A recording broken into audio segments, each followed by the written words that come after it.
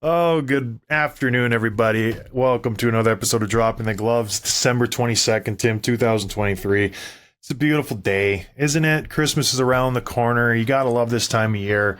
How are you? You're up in Boston? I am. Yep. I drove up the last couple days. Long day on Wednesday. It was about 11 hours in the car. But we made it. We're home. We're celebrating with family. It's good to be back. How are you doing? Good. Does the dog sit shotgun or in the back? In the back. He was so good. He slept for like the whole time. The last hour and a half, he was finally started crying. He was like, I've had enough. I can't do it anymore. And that by that point, it's like we're in Rhode Island and there's finally traffic. We were cruising all day because it was rush hour at that point. But he was good. Yeah, he came up with me. You a podcast guy? You listen to a book on tape or music or just quiet and you just meditate the whole time? Just silent, just focused on the road. No, I listen to a lot of music, a lot of podcasts. Yeah, no radio. Way to give a really obscure answer. A little bit. I listen to everything. I guess when you have 11 hours, you can. Yeah. A lot of I listen to some Joe Rogan. A lot of like I don't know, modern news podcasts, catching up on the world and stuff. Doesn't want to give us political leanings to us. Gotta stay current. He's not telling us he's listening to some socialist junk. Right, Tim?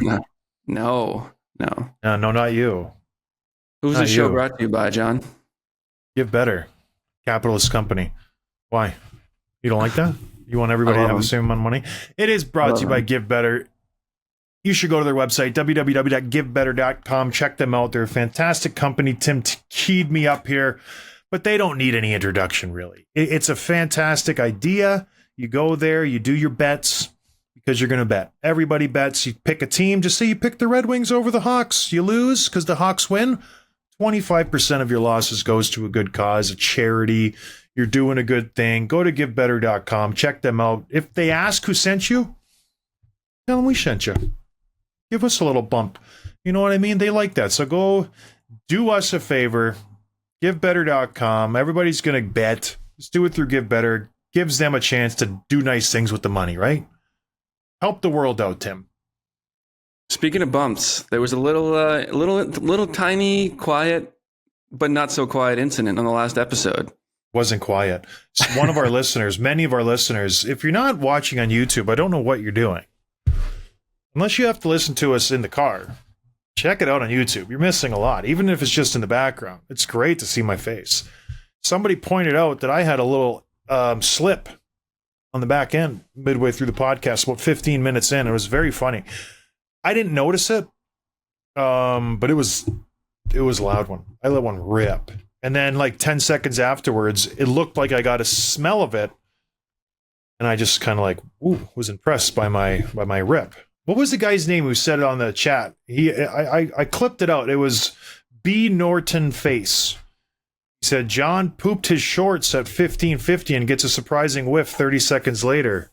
Tim also said solid production at the moment it started. It's just very funny. Check it out if you haven't seen it, because it's embarrassing. But it's just like the kid's book. Everybody poops, right? Everybody does it.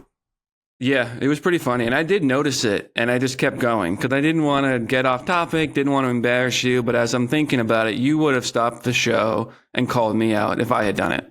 Correct? The presses, yeah, for sure. These mics, you guys, that we have, they pick up everything. Like everything. Like my mic is a long way from my bum.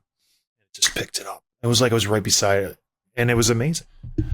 So good. We do it for you guys. You know what I mean? I blame our editor, Patrick. He should have clipped that out. He's got to catch that stuff. But we'll have a talk with him in the new year. You know what I mean, Tim? There goes his Christmas bonus. That's right. Letting that stuff slip I'll through. take it instead. Yeah. All right, moving on, Tim. You brought something to our attention. Dylan Larkin made some comments. What does he got to say? Yeah, he's back with the team, and he was asked about the incident, a couple weeks ago and Perron's revenge and this whole incident. And he said, first of all, I have nothing against Matthew Joseph. He plays in the Eds. That's what he feels like he has to do. It's not personal. But then he said, watching it back, I wasn't really doing anything. I was trying to make a play on the puck, just standing there. How do you protect yourself? Who's protecting you? There's a lot of unanswered questions in our sport right now, talking about protecting himself. Then he goes next. The last week in the league has been pretty eye-opening. It's been kind of a trend. I've talked to guys on our team, guys on other teams. It's hard to feel safe out there. It's hard to know how to protect yourself. I truly believe we have the best refs in the world. I just think it's the message being sent down from the top is what is safe and what is not, and how to discipline. There's a lot of questions there, and it's kind of scary as a player. So first of all, for him to say this, Dylan Larkin being who he is, he's never in the press. He's never outspoken. He's never been like one to complain. So for the fact that he's speaking up and talking about, he's saying it's the refs. He's saying it's from the top of the league. And he's saying without saying the players aren't able to protect each other and themselves anymore. So the league has to do it, and they're not doing it, which is exactly what you said 2 weeks ago. Yeah. It's wild that he doesn't feel safe, because he's their best player, right?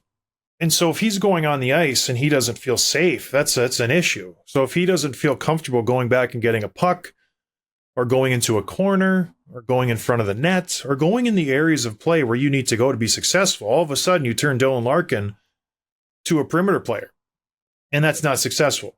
He needs to use his speed. He needs to get in dangerous areas to score points. That's where the goals are scored. It's a big deal. He is a top, 25 player in the league, top 35. I wouldn't call him a superstar, but he's a captain of the Detroit Red Wings. That carries some weight with it. And like you said, he doesn't usually talk much. He's very reserved. He's quiet. So for him to come out and say this, it should be eye-opening to the higher-ups in the NHL. They're not protecting their players. And for him to say we have the best refs in the world, that's laughable. It's absolutely laughable. But I think he's just trying to ease the message a little bit. Hey, the refs are great, but they're terrible. They're not policing the game like they should. What's the remedy for this, Tim? Is there a way to like have someone in the lineup to protect a star player? Like a Dylan Larkin. What would make him feel safe going on the ice? I don't know. Should he have a knife? Yeah, some weapons maybe? Yeah. Maybe weapons in the form of a line mate, a teammate, someone else that can do that. It's funny. I was looking at this morning, and I was watching a video from the show that Darren McCarty does on wherever that is in Detroit.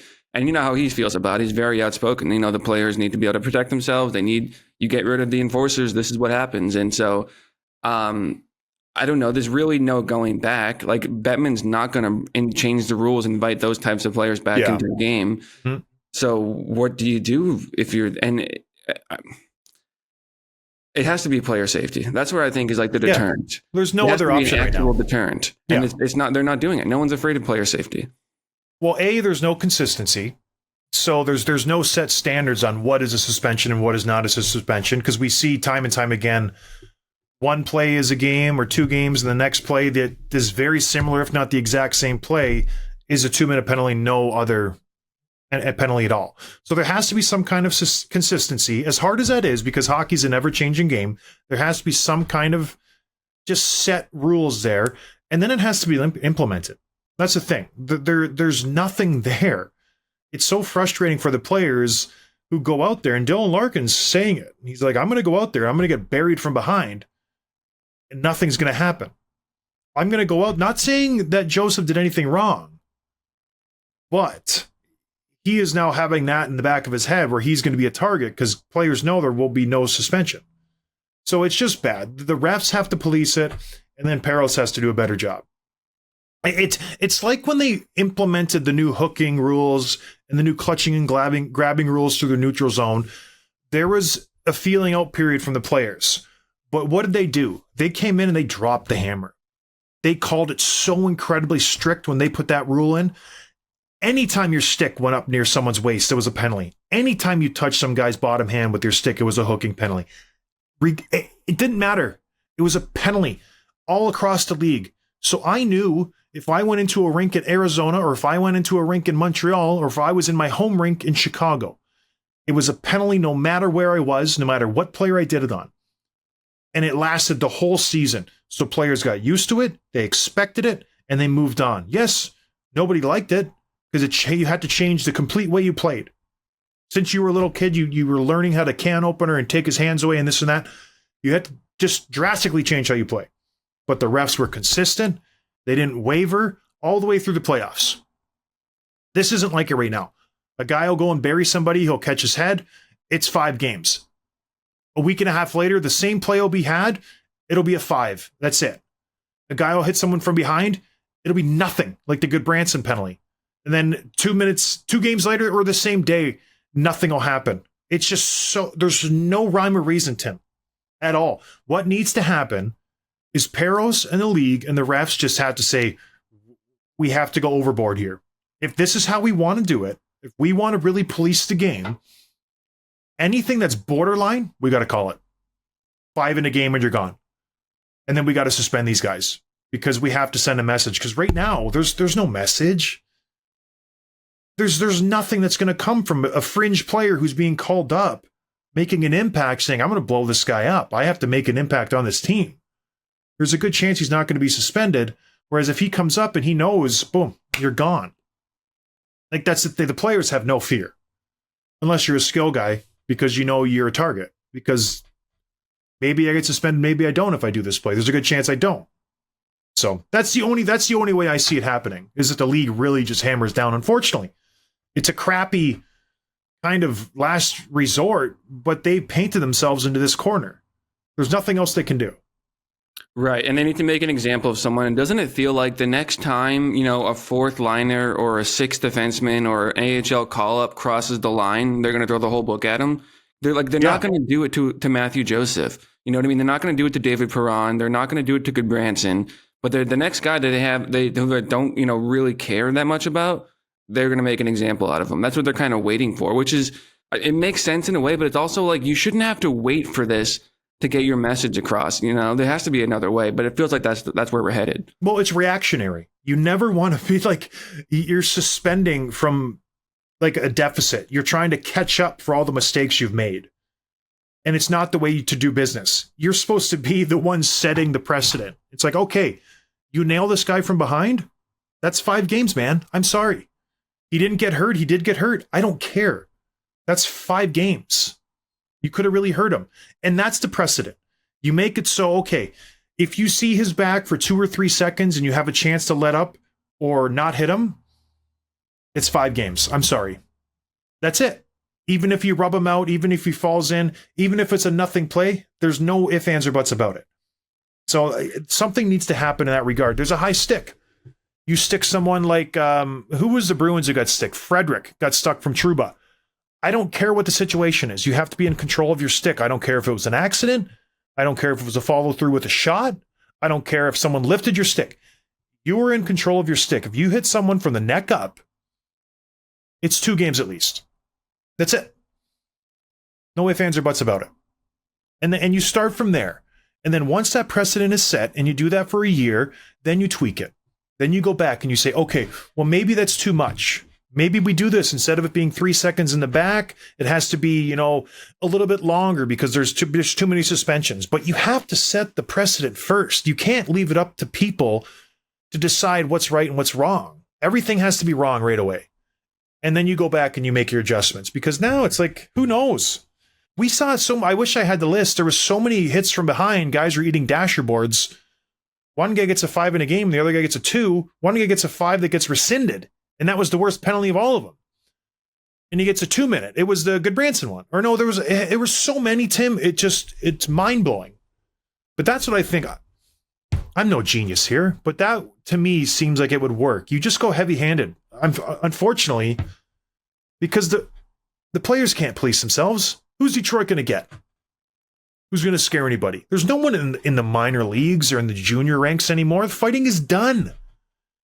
Like you said, they can't reverse it. You can't all of a sudden go, okay, we're getting rid of the instigator. There's nobody tough. Nobody tough in the WHL or OHL or the Q. There's never anybody tough in the Q. It's non-existent. So you made your bed, Gary. This is it. You have one of your star players in the league, not a superstar. Star. One of your star players in the league is telling you he feels scared to go on the ice. Isn't that bizarre?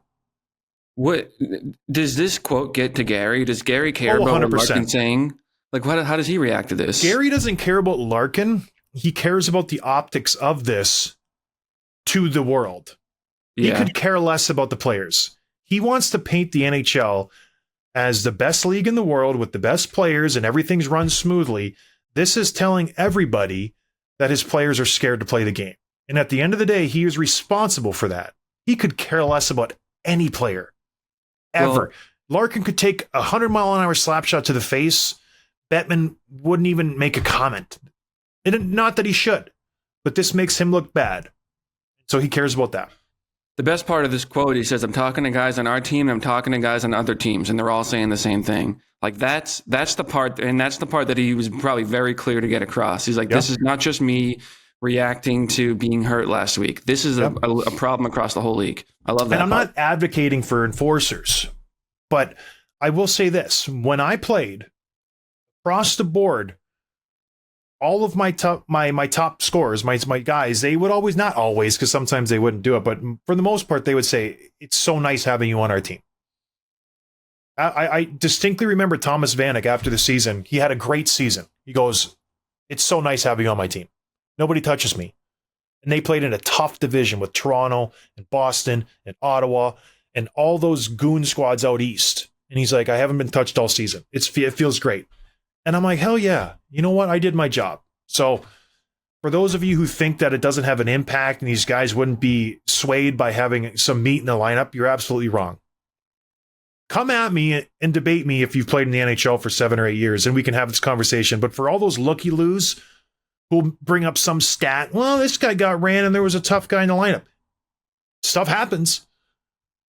But across the board, it does act as a deterrent. I've had GMs, I've had coaches, I've had owners say, we watch hundreds of games, and when you're in the lineup, the other team plays different. Suck on those rocks, people who think fighting doesn't make a difference or having someone in the lineup isn't a deterrent. I did it. I know it works. Just because there's no fight doesn't mean that I didn't stop a fight. So beat it. Because I know there's people who listen to this podcast saying, well, you played this game and this guy got ran. It does happen. Not as often. Not as often. I'll say that. So there you go. Okay, let's move on to another topic here. Another really interesting quote from a player speaking to the media. This is Devin Toews in Colorado, who struggled a little bit. The Avalanche have a little bit. And Toews calls out his players, his teammates, without naming names, in a really interesting way. He says, quote, I think we got some guys that think they're playing well, and I think they're kidding themselves at this point.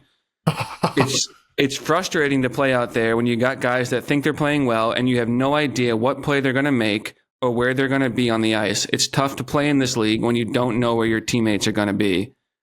I don't remember a quote like this before. This is usually these are behind closed door comments. What are your immediate reaction to this?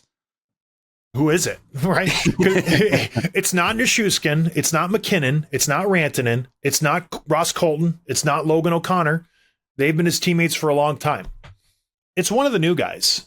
Right? You think so? But 100%. He ain't saying this about the first line. No, the first line's playing well. Like Nade's playing well, Rantanen's playing well, but Logan O'Connor, the hottest line in hockey. He has 8 points, Logan O'Connor, this year. So it could be him. No, I think this is Drouin and Johansson and Olofsson. Those 3 guys. And Wood, maybe? Those 3. And who? Miles Wood. Maybe Miles Wood. But Miles seems like a lunch pail type guy. Well, they just got rid of one of the guys, Tatar, so it might have been him. Who you thought was a great signing. It's going to be fantastic. You're just funny. It's one of those 3 guys, I would think, because it ain't his D partner. You think it's Cale Makar? This is a bold statement, Tim. You're absolutely right. I've never heard anything like this. To basically tell your teammates, hey, you think you're good, you suck. Like, do better. Like, let's go. I don't know. I don't think it's going to work. The guys who he's talking to that we're just guessing that are the guys, they're not going to listen to him. You think Jonathan Drouin hasn't been critiqued anymore? That it hasn't been critiqued at all, Devin Toews? This guy's been a punching bag his whole career, and he hasn't changed one iota. You think Ryan Johansson's going to change after being in Nashville and signing that big ticket and having all these expectations and getting bought out or whatever happened to get him to Colorado? He ain't going to change. I think he's talking directly to those 2 guys. It's hilarious. They're not going to change at all. Well, so the Avalanche are still second in the Central, but they're not playing very well. They've been playing 500 hockey over the last 5-6 weeks, and so hopefully this gives them a little kick in the butt. I wonder if this sparks some, conversations in the locker room. Hopefully it did. And I hope you'd like to think that he's also calling these guys out personally, and maybe it didn't work. But I hope you don't go to the media before you have a conversation with your own teammate, That's not... I have to tread lightly here. That's not how kids these days work. They're not... And you lean back and you smile. It's the truth, though. They don't have the social skills to be able to confront somebody and say, I don't think you're doing your job right. I think you need to do better. It doesn't have to be in those exact words. I don't think people have that confrontational or just a hard conversation mindset anymore. So they write it on a keyboard, they send it in a text message, or they talk to the press. I doubt he has talked to anybody on his team. Highly doubt. And this is a direct result of just the culture and the society we live in. Call me crazy, but it seems like more guys are calling guys out in the media now. That's totally true. But did that when you were in the league 10, 15 years ago, would you see a guy say that to someone? Hey, listen, John. Yes. Oh, Peter, without a doubt. I've had vets say that to me. Yeah. Did you see guys 10, 15 years ago calling people out in the media like it's happening now? It's a weekly event. Yeah. To the extent that we are. It would happen 10, 15 years ago. It would be a blanket statement. It would say, our team needs to be better. It starts with me. That's how it would go. I need to be better. We all need to be better. Now it is, I'm doing my job. People need to play better, not me. There's a distinct difference there. And that's just how it is, Tim. Not my fault. I had my guy. It's their fault. I'm good. Devin Toews is good, baby. It's those guys. And I will say this. I don't want to say I told you so. Colorado's in trouble. Did I not say it at the start of the year? You did? They will make the playoffs. They'll be gone first round. And they got the best player, according to Nikita Zorov, on the planet. Nathan McKinnon. Which I agree. Guy's a stud. Absolute just dynamo. They have nothing behind him. He's got like a 17-point streak or something right now. That whole line is on fire. It's so fun to watch that line. They actually, you know what? I watched the Chicago-Colorado game the other day. Chicago bottomed up pretty good. They had 2 power play goals, but other than that, the Hawks looked solid. Chicago looked uninterested. It's one of the cases where I think they played to their opponent and they just didn't show up. Yeah. Chicago won 3-2. So, yeah, I mentioned already the Avalanche are kind of struggling. And I thought it might be fun to go through and look at some of the teams that are doing well and the teams that aren't doing as well in both the East and the West. And I'm going to we'll go through this a little bit quickly, but a 3 up, 3 down in the East and in the West. So That's like a baseball reference, Tim. That's fun. Yeah, well, we like to have fun with it. We do have fun. I played windmill baseball growing up. Some people call it a women's sport, but that's what I played. Never heard of it. So. It's softball. The girls pitch. Oh, you played that growing up? Oh, yeah, all the way until high school. Oh, man. One time, I had my aunt come in from out west. She said, I'm going to go watch your game, John. I said, fantastic. Let's go. And she said, every time you hit a home run, I'll buy you a banana split. Guess how many dingers the big guy hit? 5. 5 nice. Stinking home runs, Tim. And you better believe I cashed in on every one of those banana splits that day. That day. I went bonkers. Maybe I got some ices with the banana split. I didn't go 5 banana splits. I was Babe Ruth out there. They didn't have a fence, so I had to hustle around. But it was one of those stadiums where it was like a big patch of grass and 4 parks on the corners of the lot. I was hitting them to the other park, rolling through their infield. Oh, stud. Well, absolutely. Just there was no 3 up, 3 down baseball. With me. Yeah. Ball was huge though. It was easy to hit. Yeah, and it was a slow pitch too. That was windmill. Those guys would whip that thing. My hand-eye was just through the roof. Unbelievable hand-eye. I played lacrosse. Can we just make this a show about how good I am? Oh. Yeah, we'll save this for next week. Man, one time I scored a lacrosse goal. It was so good. All right, let's go, Tim. Who's up in the East? Let's go. The Flyers. They've won 7 of the last 10. I think it's time we start talking about them as a playoff team because I haven't, maybe other people are. We haven't really done it on the show. I certainly haven't done it. We start thinking about who they're playing in the first round. That's how good they are. No, Tim. We John, have 50 games left. John, they're the real deal. That's my point. They're I the real know, deal. but we can't guess who they're going to play in the first. Let's get crazy. Right The now, next they one. would face off with the Islanders. That's So who the they would play. Islanders have won 6 of the last 10, led by Barzal, who's finally, he had 85 points his rookie year. He's finally, for the first time, on pace to eclipse that. He's on pace for about 87. He's kind of not disappointing, but not lived up to what he did his first year in the league. So they're doing really well, and Sorokin and Varlamov are finally starting to play just a little bit better. Still not up to last year's numbers, but a little bit better. And the third team here on the East is the Capitals. They've won 3 straight. They're in the first wild card spot. They keep figuring out ways to win. There was a great moment last night with, do you see Merzlikins and Tom Wilson? He fought Wilson, yeah. And then it cost his team a 2-on-1. And then next thing you know, the Capitals end up winning because of the penalty that he got. And there's that great photo. Did you see this? Go look it up if you haven't seen it. It's the entire Capitals team celebrating, all cheering and smiling, pointing at Merzlikins as he skates off the ice. It's like a frame. Like, go put it on your wall photo if you're a Caps fan. Really cool. 3 down in the East, the Devils. They got spanked by Edmonton last night. They're playing 500 hockey right now. They kind of put together a few wins in a row where you thought, okay, they're going to go on a run, and that stopped. So they're a team that is looking on the outside, looking in, and they're struggling a little bit. Well, Dougie's done for the year. Yeah, he might be. That's the other thing. The LTIR, they're going to go up, have some cap room to go get somebody. The Wings have lost 4 straight. And the question right now, we said it a couple of weeks ago, where does Kane go at the deadline? And do they trade him? Because he's got a no move clause, so I don't think he will go anywhere. But yeah, he can, the eyes are playing stinks. Eyes are playing. I knew it. Yeah, I love that. Okay, the Wings stink. Yeah, I think the Devils they'll turn it around. I think if out of those 2 teams, they'll turn it around. Who else in the East, Tim? Senators? They suck. They're done. They stink. Yeah. They've lost 6 in a row now. We'll go to the West here. The Jets. 7-2-1 in the last 10. In the 5 games since Kyle Connor went down to injury, they put Velarde on that line with Scheifele and Ehlers.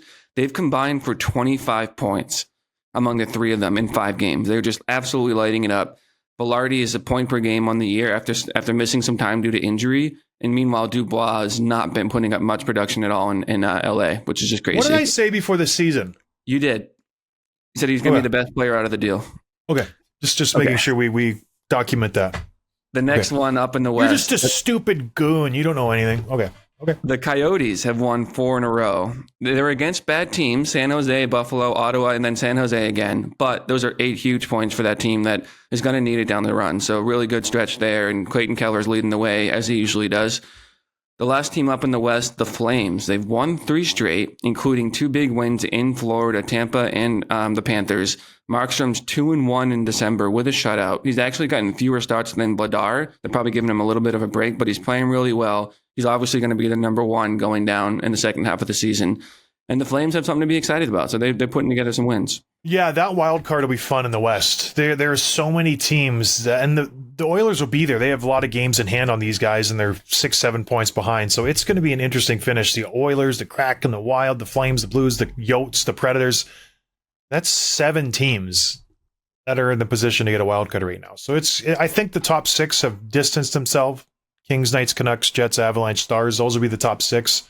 Mm-hmm. Wow, wild card, Tim. All right, who's not doing so good in the West? Yeah, it's funny because if you look at the standings this morning as of today, the 22nd, like every team in the West has won the last game. So everyone, no one has lost multiple games in a row, really. So it's a little bit slimmer pickings, except for a few teams. The San Jose Sharks. Come on. Right. 4 straight losses, but that's what they want. I would almost put that in the win that's column, what they want. They go get the number 1 overall pick. The Avalanche, we already talked about, they're struggling. And the third one I mentioned is the Kraken. They've only have 3 wins in their last 10. And a couple of weeks ago, we talked about them. Said the West is up for grabs. There's a lot of spots available, and they had an opportunity to string together some wins and climb back up the standings. They didn't do it. So I think the Kraken for sure they're out. Anything else, John? Good recap, Tim. I enjoy it. Let's do a quick hits brought to you by DoorDash. Yeah, use promo code NATION25 for 25% off and free delivery if you live in Canada. Really just one here. I don't know if you saw this news, but the Bally Sports Regional Network reached the deal with 11 NHL clubs to get the media rights for the rest of the season. So they declared bankruptcy a month or two ago. It was kind of an unknown, sort of a disaster. And then at the end of the season, the rights will transfer back to the league. So it's a good short-term fix. It's good news for the fans. It's good news for the league. But they've got to start over from scratch in the offseason. What do you make of this from the business side? I don't know. It gives them an option to sign a bigger deal. Maybe a more reputable company. Although Bally's was reputable. They were the biggest one going. So I don't really care. I'm going to give a shout out to Matt Duchene. I think he's having a fantastic year with Dallas. I watched them. What have we said for years? They have a good first line. They need some depth. They need a second line. Sagan isn't doing it. Jamie Benn hasn't been doing it. He has stepped in, and he's been phenomenal on their second line. They got Robertson, Hintz, and Pavelski on the first line. Dallas is my Stanley Cup contender right now. They are my number one team. Really? Yeah, I think you were high on them at the beginning of the year. I think they have all the ingredients to make a run and to win the cup.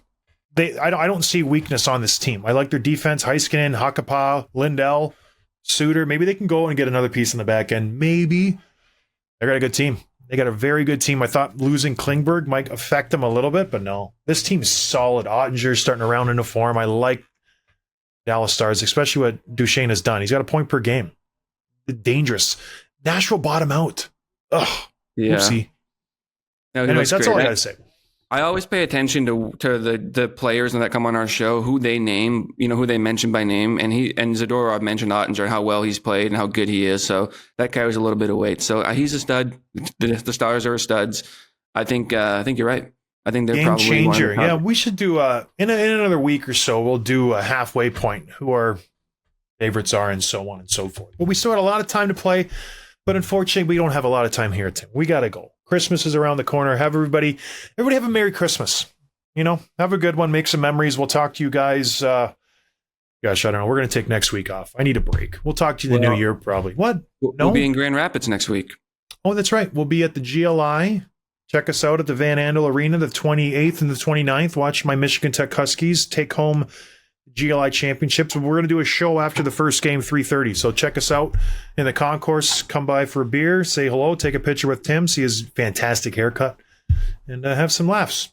All right, everybody. Have a good Christmas. Cheers. Thanks for listening to Dropping the Gloves with John Scott, a member of the Nation Network of Podcasts. Subscribe wherever you get your podcasts from to never miss an episode.